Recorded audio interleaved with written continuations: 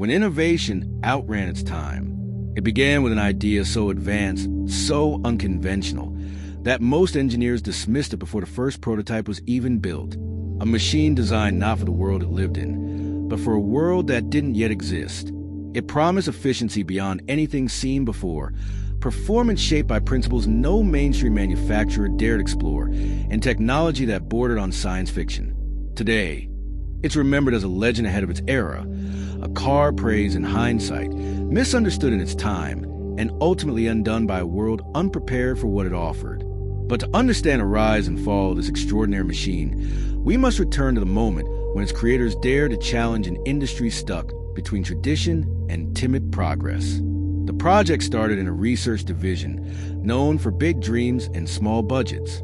Engineers there had grown tired of incremental improvements, lighter components, slightly better engines, marginally improved aerodynamics. They wanted revolution. They wanted to rethink propulsion, energy flow, structural dynamics, and one concept, a radical departure from conventional engineering, captured their imagination. Its foundation was a powertrain unlike anything on the market, combining principles of hybridization, kinetic energy recovery, and ultra-efficient combustion. Most said it couldn't work. Some said it shouldn't work. But the team pressed forward, convinced they were building a blueprint for the future. The design was equally bold. The chassis integrated energy channels that redistributed stress during motion. The body shape defied trends, influenced not by aesthetics but by pure aerodynamic logic. Even the interior was reimagined, minimalist, data-driven, almost alien in its simplicity. Early simulations delivered shocking results. Efficiency ratings soared. Drag was dramatically reduced. The power curve behaved like something from another category of engineering altogether. For a brief, electrifying moment, it seemed the team had achieved the impossible. But progress rarely comes without friction. As the first physical prototype emerged, it revealed complications. Manufacturing processes struggled to handle the unconventional materials. Software systems miscommunicated with traditional components. Supply chains balked at requirements that didn't fit existing infrastructure. The machine was too advanced for the world surrounding it, and doubt spread. Not because the idea was flawed, but because the industry wasn't ready to let go of familiar methods. Still, the engineers pushed forward. They believed the world would catch up. They believed brilliance could spark understanding. But the forces aligned against them, fear, caution, profit, were stronger than they realized. And as the machine neared its debut, the first signs appeared that innovation had not just progressed, it had outrun its time. The prototype's arrival on the test track was met with a mixture of excitement and disbelief. Engineers gathered in silence as the machine hummed to life, its powertrain producing a sound unlike any combustion system they had ever heard. Smooth, fluid, almost electric, yet undeniably mechanical. It was the voice of a technology caught between eras. The first laps were cautious. Sensors calibrated. Energy pathways stabilized. Systems synchronized with an elegance that felt more digital than mechanical. Then the test driver pushed harder, activating the hybrid sequence designed to unlock the car's true potential. What happened next stunned everyone watching. Acceleration surged with seamless force. No hesitation, no transition lag, just pure, uninterrupted power. The chassis shifted its balance dynamically, redistributing energy to maintain perfect traction. Air clung to body in tight, controlled streams, creating a stability that made even high-speed maneuvers feel effortless. The machine didn't just move, it flowed. But the data behind the scenes told a more complicated story. The hybrid system demanded extraordinary precision in timing and heat management. A few degrees off, and efficiency dropped sharply. The kinetic recovery unit overloaded during aggressive braking, forcing emergency shutdowns.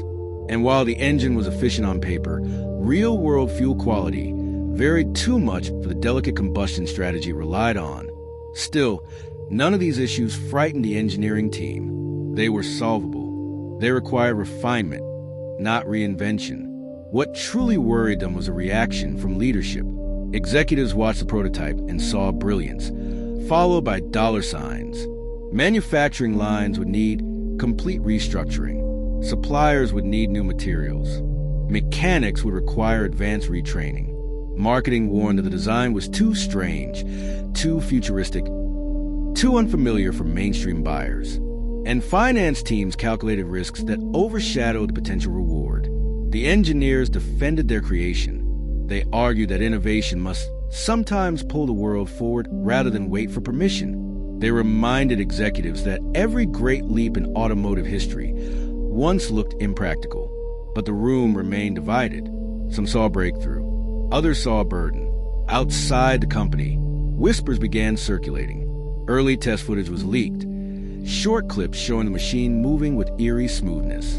Enthusiasts speculated about hidden technologies, fuel systems, propulsion theories that bordered on fiction. Journalists scrambled to uncover details. Competitors monitored the situation with growing unease. Yet for all the fascination, confusion lingered. The world had no framework to understand this machine. It didn't fit into categories like hybrid or electric or combustion. It wasn't a sports car, yet its performance surpassed many. It was an economy car, but its efficiency was unmatched. It was too unusual to market, too advanced to mass produce, too strange to classify. And as internal debates continued, the first major setback struck. During a long-duration endurance test, the energy redistribution system began to fail. Heat accumulated in structural channels not designed to handle prolonged stress. The car entered a safety mode, slowing dramatically. Although no catastrophic damage occurred, the incident confirmed executives' worst fears. The prototype worked, but only under ideal conditions. Controlled environments, perfect fuel, precise material tolerances. A world that didn't yet exist. Pressure mounted. Questions multiplied. Was the car ahead of its time, or simply incompatible with it? As doubt spread, the engineers faced a painful realization. Their creation might succeed technologically, yet fail culturally, economically, and politically. Innovation had gone too far, too fast, and the consequences of that momentum were about to reshape everything that followed. The consequences began unfolding behind closed doors, where executives dissected every flaw under harsh fluorescent lights. They spoke not of potential, but of liability. A machine this advanced demanded precision the real world could not guarantee. Fuel variations, weather conditions, aging components, all posed risks that traditional cars absorbed without complaint. But this prototype lived on a razor's edge. It needed perfection to function, and perfection was expensive. The debate grew heated. Some executives argued that releasing the car, even in limited production, would position the company as an innovation leader. Others countered that any failure, even a minor malfunction, could destroy public trust and cripple the brand.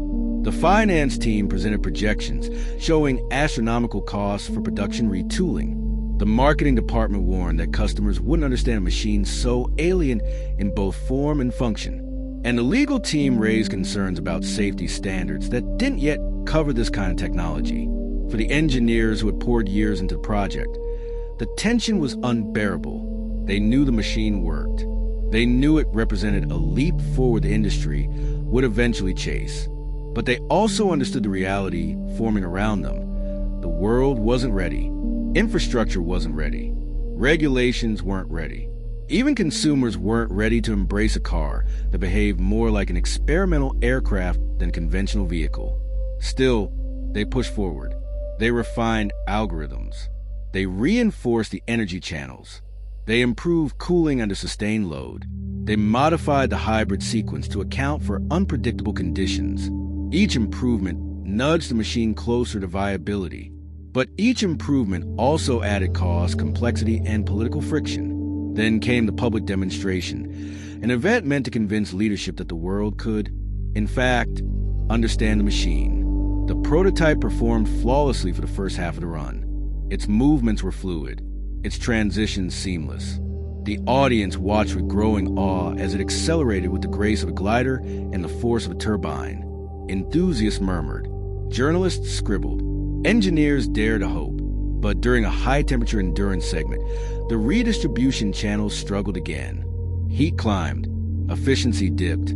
The car entered protective mode. Slower, quieter, careful. To the engineers, this was expected behavior. To executives and onlookers, it looked like failure. Confusion turned into concern. Concern turned into doubt. And doubt, once seated, spread like wildfire. Within hours, headlines speculated about engineering flaws, overambitious technology, and a project that couldn't survive real-world demands. Competitors seized the moment, releasing statements promoting their own reliable and practical advancements. The narrative shifted from admiration to skepticism. The machine that once seemed like a miracle now appeared fragile, unpredictable, unfit for the world it hoped to lead. Inside the company, morale shattered. Some team members feared layoffs. Others feared the project would be buried forever. Quiet arguments broke out in hallways about resource allocation, leadership decisions, and whether the machine had been doomed from the start. The engineers who once felt united now stood divided between exhaustion and defiance. But one truth settled over the team like a shadow. Innovation alone was no longer enough. They had created a miracle, but miracles need context. They need infrastructure. They need a world willing to evolve alongside them. And this world wasn't ready. Still, something deeper stirred beneath the despair. The engineers recognized that even if the machine failed commercially, it had revealed principles and breakthroughs that could define the next era of automotive design. Its downfall wasn't the end of innovation. It was the beginning of understanding how far the world still had to go. But before they could protect its legacy, they would have to face the final, painful decision, the one that would determine whether the prototype would live on in limited form or vanish into the archives as a masterpiece the world never had the courage to embrace. The final decision came in a meeting filled with long silences and heavy breaths. Executives reviewed the demonstration footage again and again, each replay deepening the divide between ambition and caution. Some argued that the machine represented the company's future, a chance to lead rather than follow. Others feared that launching it would invite financial ruin, public misunderstanding, and technological backlash. The room felt suspended between two eras, unsure which one to choose.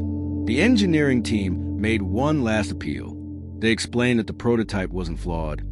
It was honest. It exposed the limitations not of engineering, but of the world around it. They argued that every groundbreaking idea in automotive history had once been labeled too risky, too strange, too early. They spoke of hybrid pioneers, turbocharging skeptics, aerodynamic revolutions.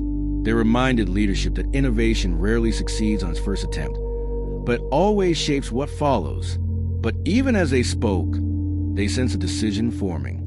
Executives didn't fear the car's technology. They feared the timing. They feared the culture. They feared the cost of teaching the world how to understand something so radically different. In the end, the verdict was clear. The machine would not enter production. Not now, not in this market, not with these risks. The project would be archived, preserved, studied, but never sold. The engineers felt the air leave their lungs. Years of effort condensed into a quiet heartbreak. Yet even in their disappointment, they knew the machine had accomplished something extraordinary. It had lifted a veil. It had shown where the industry could go, even if the world wasn't prepared to follow. And sometimes that is the role of ideas that outrun their time, not to succeed, but to illuminate. As the prototype was moved into storage, a strange silence filled the workshop. Engineers walked alongside it, touching the body panels with reverence. The machine that had once felt too advanced for the present moment now felt like a message to the future. And in a way, it was because though the world wasn't ready, the world would change. Years later, as fuel systems evolved, as hybrid networks matured, as materials advanced and infrastructure expanded, companies around the globe quietly began adopting technologies that looked suspiciously familiar. Energy redistribution methods, aerodynamic shaping philosophies, hybrid combustion mapping. Concepts once considered impossible became industry standards. The archive prototype had become a silent architect of the future. And when journalists uncovered its story, photos of machine-forgotten blueprints, internal memos, they recognized it for what it truly was. Not a failure, but a prophecy. A machine that didn't survive its time because it belonged to another. Its legacy endures not in sales figures, but in the evolution it sparked. It taught the world that progress sometimes arrives early, knocking on a door no one is ready to open. And one day, when a new generation of engineers look back at the origins of modern efficiency and performance, they will find this machine waiting in the archives, still ahead, still extraordinary, still a glimpse of what was possible. Sometimes the smallest shift in perspective becomes the beginning of a new future.